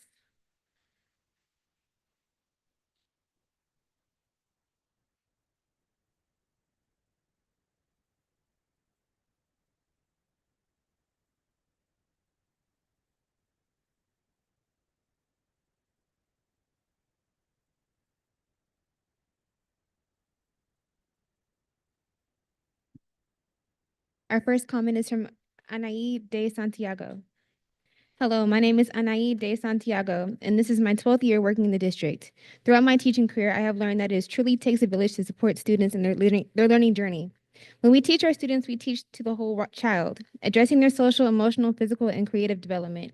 As Capital's MTSS facilitator, every stakeholder from classroom teachers to our IEIS, behavior interventionists, social worker, EL, and reading interventionists support our students and are integral to students' success.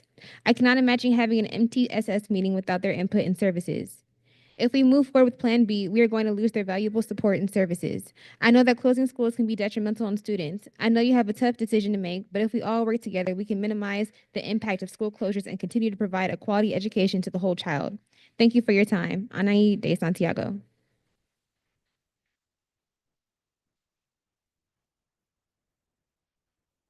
Our next comment is from Riley Dunkel. Dear members of the board, I moved into the community last year with the forthcoming child, hoping to send them to herd as they could walk into school, something I did as a child. That is the issue here, that if closed, my child will no longer be able to walk to school and instead have to spend a lot more time getting to and from school. During the president's opening address on 2/22/2025, several comments were made that I would like to address as a simple parent and member of the community. Referring to the school you would like to send our children to instead of herd as your home and the community you've served for so long inherently indicates bias. When you begin the whole meeting about potentially moving kids to the school in question with that it's your home and you've served it plus lived there so long, it indicates to those listening your true intentions of preserving that institution because it is the one you served initially and the one you're most familiar with. As the executive of the board, you must remain nonpartisan. You are showing the community your intentions indirectly when you become so defensive about how other people view your home and neighborhood. Further, the concerns you are dismissing are valid concerns that have data and reasons supporting their concern. They're not simply admonishing your neighborhood. Again, while these are not my personal concerns, they are that of your constituents and people who will be affected. It is your job as the president to acknowledge them, not to go on a tirade against them proclaiming you and your neighborhood to be the reason their neighborhood is safe. Your neighborhood possessing a shelter has nothing to do with the state of the unhoused in our neighborhood. They live in and around our neighborhood and don't make it any more or less safe. I purchased my home knowing this. Again, getting back to the issue, my child will have to travel over 3 miles to school instead of a half mile. Nothing to do with your neighborhood's white knight attitude toward the unhoused. It's clear you don't want them there either, as you stated. You fought to not have a bed count increase. This is another instance where you've demonstrated a clear lack of partisanship that is foundationally necessary to be the president of any governing body, as you are presenting a fallacious argument as to why the people against this resolution are against it. Finally, it is ironic that the issue of funding is brought up as a potential reason for closing herd, while in the same year span, you and the governing board chose not to renew the lease for ASU Prep. You can earn and project guaranteed revenues from the lease of that land for years on end, while also keeping a school open. This could be a dependable source of income, but alas, it was not renewed. Further, you own and operate a coffee shop immediately north of the land that is not to be renewed. On this matter alone, that your personal business income, your personal income, and property value are going to be potentially affected positively by your influence and decisions as the board president. You are demonstrating public office corruption in its most discreet and nuanced form. In conclusion, you are unable to maintain a nonpartisan attitude. As well, you demonstrate the character and behavior of someone who engages in political corruption for their own benefit. Further, when the community opposes a potential change, it is your job to hear them, not to go on a verbal tirade that is now documented on the internet forever. In your words, your community is standing up to make mine safe, when in reality is not true at all, and is just a red herring to make a community appear E-list. Because you have demonstrated a lack of preserving economic interests of the district and instead promote your own, you should rescue yourself from any further discussions pertaining to this topic. Ideally, you should resign from your office and turn yourself in to the necessary authorities for demonstrating public corruption in an elected office. It is appalling to see someone masquerading openly as a helping hand to only be hurting and taking advantage of the system, and then, when held accountable for any of those offenses, uses their position to condemn others. Vote no in closing Hurd Elementary. Thanks, Riley Dunkel. Since these are personal accusations, I do get to respond to them. And just for the record, you can look it up on the Arizona Corporate Commission. I am not an owner of Xanadu Coffee. I relinquished all my ownership in 2022 when I realized how much work it was going to take to be on the board. So I go against all these accusations because they are not true, and you can look that up. So, sir, you can come with facts next time. You can continue. Our next comment is from Sarah Foster. Do not close Hurd Elementary School. The school is vital to our neighborhood. Our next comment is from Melissa Fisher. I just attended an informational meeting regarding the proposed closure of Hurd and Dunbar, and I left with more questions than answers.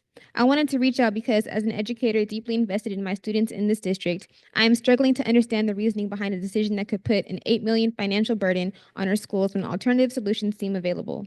From what I gathered, the closures are being proposed due to significantly low enrollment, which affects funding. I completely understand that enrollment numbers determine resources, and keeping under-enrolled schools open presents challenges. At the same time, I can't help but wonder, how can we justify keeping them open at the cost of potential district-wide program cuts, staff reductions, and even teacher pay decreases? What concerns me most is that this decision doesn't just affect the schools in question, it impacts every teacher, staff member, and student in the district. Programs that support student success, like the Exceptional Student Program, after-school athletics, and the Newcomers Program for English learners, could be eliminated. Master teachers and instructional aides who play a critical role in student achievement could be cut. These are not small losses. They are fundamental to the education we provide. I also recognize the emotional weight of this decision. Schools are more than just buildings. They are communities. I respect and appreciate the concerns about keeping a school within a neighborhood and ensuring students transition safely to other schools. Change is hard. But wouldn't it be even harder to see the entire district struggle under financial strain, leading to even more cuts that affect far more students? Moreover, what sort of example are we setting for our students, who we hope will become financially responsible members of society? I am reaching out not to challenge, but to understand. Is there truly no other way forward that balances both the needs of these communities and the financial health of the district? Have all options been fully explored? If we are being asked to accept drastic district-wide consequences, we deserve to know why this is the best course of action. I would deeply appreciate any clarity you can provide. The weight of this decision is heavy, and I want to ensure that whatever happens is truly in the best interest of all students, teachers, and families across the district. Thank you for your time and consideration. From Melissa Ann Fisher. Our next comment is from A.A. Mon. Hello, my name is A.A. Mon, parent of a student attending Hurd Elementary School. I wanted to voice out my stance on the possible closure of Hurd by going against it, as it will only complicate the education of the children. If there is any way to prevent this closure, that would be really great. Thank you so much. Our next comment is from Danielle Randall. Good evening. I want to express how proud I am of our community. For those who don't know, Hurd does not have a parent organization. Don't take the fact that these rooms aren't full that our community is complacent. Our families are supporting in whatever capacity they are capable. Our families, past, present, and future, are pulling together and rallying because they believe in our school community. I am asking the board to postpone a proposal and include a community in coming up with another option. We need to continue to be heard. Thank you. Our next comment is from Our next comment is from Marta Aldry.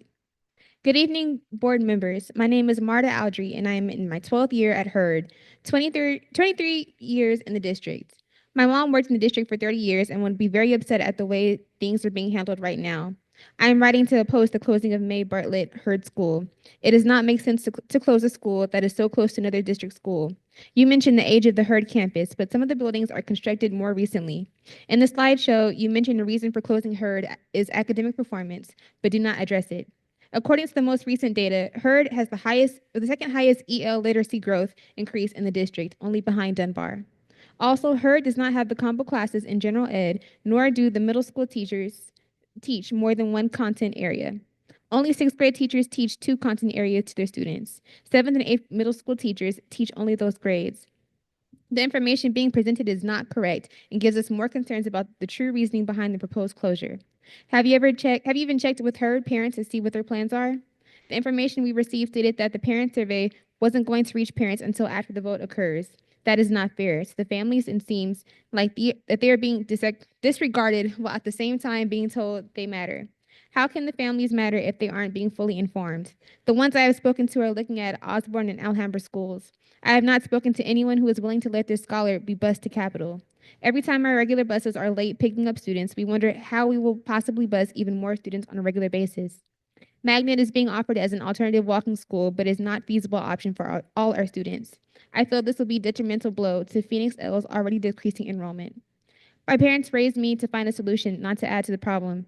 When I look at the expenditure list, I see desegregation as an $11 million expense. Don't the federal funds offset that? I've tried to apply for grants and sponsor school sports, but what was told, we are going to hold off on this while everything is up in the air. When I tried to get necessary tax information from the district, it is beyond frustrating to hear that there are only 2 options you are considering.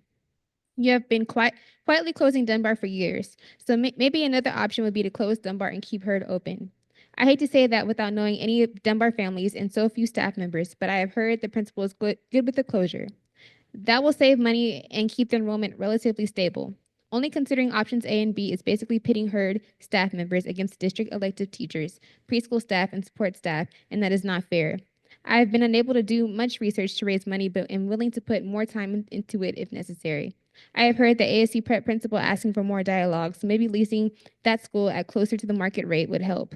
That would affect the plan to move Emerson and Herrera to prep, but maybe something can be worked out through that dialogue. Please consider an option C. Thank you.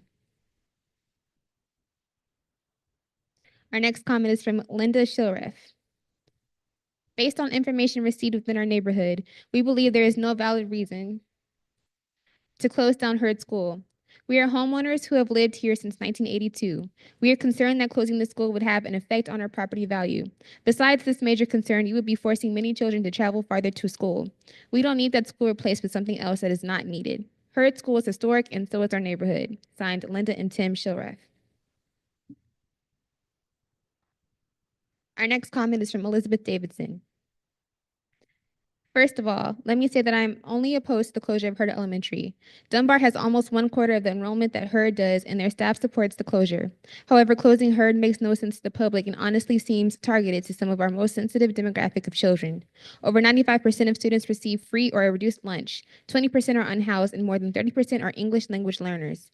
Is moving these kids to 16th Avenue and Van Buren really even a choice?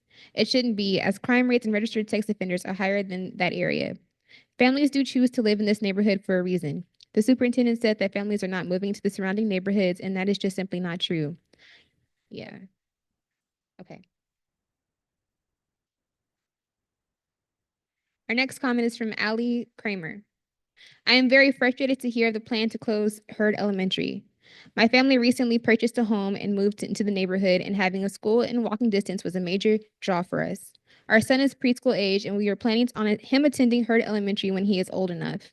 The plan to bus children much farther via a crowded and busy bus center is inadequate. There needs to be drastically more community input, more equitable solutions, and frankly, a better justification for closing our school when it has the 4th highest enrollment in the district. I am very disappointed in the communication and engagement shown by the district. I expected better. Dr. Allie Kramer. Our next comment is from Christina Dominguez. To whom it may concern, I'm writing today to express my concern of the closure of May Bartlett Hurd School. Closing the school would be detrimental to our community and most importantly to the students that go here. For many, this school is within walking distance. Some families don't have the means of transportation to and from school. Sure, buses were mentioned, but what about after-school activities? What about parent-teacher conferences? What if your child is sick? How do you pick them up? Are buses going to provide these types of events? I've heard talk of ulterior motives regarding the property, talks of a YMCA or low-income housing replacing the school. Is this true? Be transparent with us. If it is true, it sounds like money is more important than a child's education, and that's not okay. Make the closure make sense. Show us the facts, the enrollment numbers, and per pupil expenditures for every school in this district. From what I've heard, Hurd has a higher enrollment and lower expenditures. So why close Hurd? Why not do a full analysis of all schools in the district and then decide? No one has been transparent about the facts. Look at other options to keep the school open for the kids. Perhaps Hurd can be added to another district in Consul or in Alhambra. Have there been efforts made to look into doing these instead of closing the school? As a concerned member of this community, I ask that you please reconsider this closure. Thank you, Christina. Our next comment is from Marty and Patty Lewis. We have had 2 children at Hurd School, kindergarten through 6th grade. They're grown adults now, and their time at Hurd contributed greatly to them being accomplished and contributing members of society today. We believe Phoenix Elementary School District and the school board needs to table the action to close Hurd. It seems to be a rushed decision and the facts contradict the closing of the school. To begin with, why would you close a school with one of the higher enrollments in the district? As longtime residents of the district, we protest this hasty action. Marty and Patty Lewis. Our next comment is from Tyler Nazifi. Hello, I am writing to express my deep concern regarding the proposed closure of the local elementary school in our neighborhood. My wife and I recently purchased our home here with the intention of starting a family and ensuring that quality education is easily accessible for our future children. The potential loss of the school not only jeopardizes the plan, but also diminishes the value and vibrancy of our community. I understand that difficult decisions may need to be made for reasons such as budget constraints or fluctuating enrollment. However, I firmly believe that preserving our local school is critical for maintaining community cohesion and providing a stable education foundation for current and future residents. I respectfully urge you to consider alternative solutions that could address the underlying issues without resorting to closure. I am eager to participate in any discussions or meetings to explore viable options that will benefit both the school and our neighborhood. Thank you for your attention to this matter. I look forward to hearing from you and working together towards a solution that supports our community's long-term educational and social well-being. Respectfully, Tyler Nazifi. Our next comment is from Andrea Yancey. Hello, my name is Andrea Yancey, and I'm a proud Capital Cougar. I want to start off by saying that I am in favor of closing Dunbar and Hurd so that Phoenix Elementary #1 has a chance to thrive again. I started at Capital Elementary fresh out of college with the intentions of Capital being the stepping stone to my career.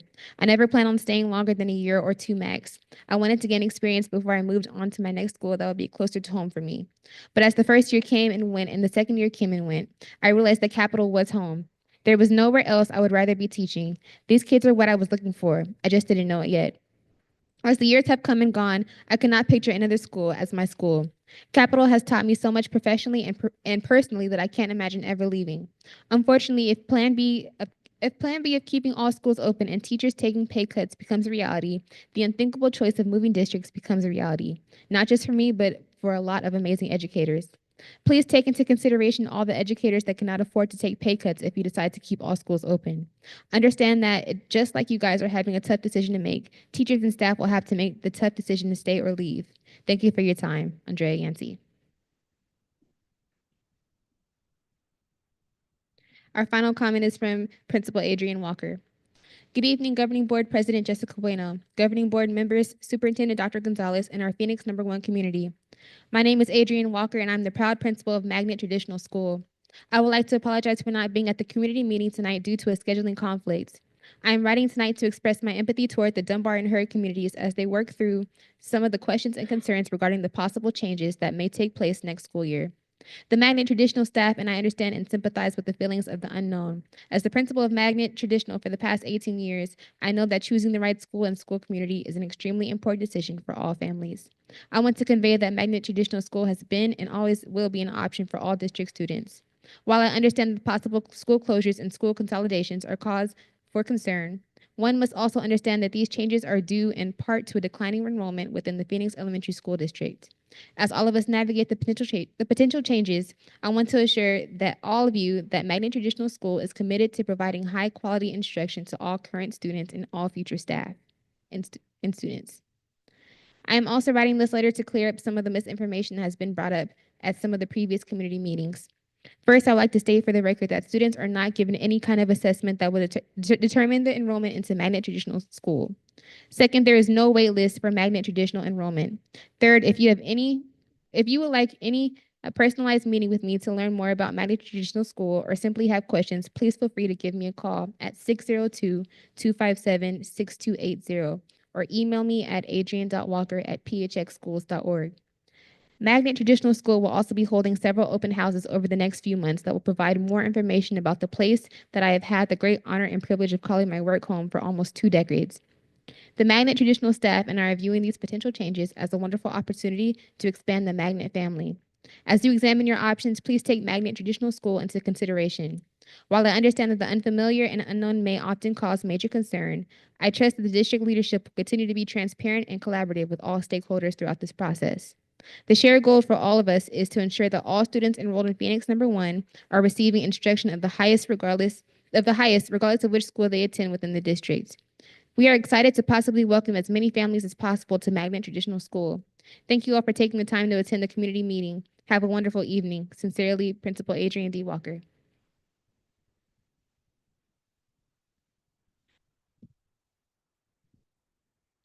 Thank you. That concludes our electronic comments. Thank you everybody for being here tonight. We really appreciate your comments, your suggestions. We are all working hard to find solutions. But this concludes all our public hearing meetings, and our next governing board meeting is scheduled to be held on March 4th, 2025 at 5:15 p.m. at our governing boardroom located at 1817 North 7th Street. Thank you. Have a good night.